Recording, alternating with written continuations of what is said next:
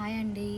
So మీకు ఈ వీడియోలో ఏం చెప్తానంటే I-20 వచ్చినాక ఏం చేయాలో చెప్తాను. I-20 వచ్చినాక I-20 అంటే ఏం లేదు, అడ్మిషన్ లెటర్ అనమాట. I-20 వచ్చినాక లోన్ ప్రాసెస్ చూసుకోవాలన్నమాట.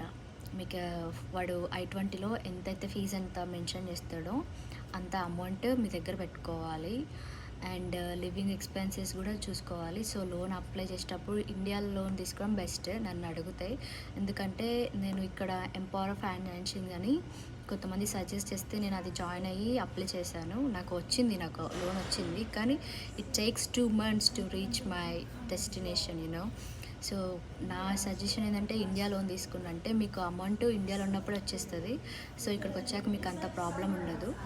ఇంకా ఇంట్రెస్ట్ కూడా ఎలా అంటే ఇప్పుడు నేను ఎంపవర్ ఫైనాన్షియసింగ్ అయితే మంత్లీ నాకు టోటల్ ఇంట్రెస్ట్ వేస్తారు వాళ్ళు. సో టోటల్ ఇంట్రెస్ట్ పే చేయాల్సి వస్తుంది. Best option to join.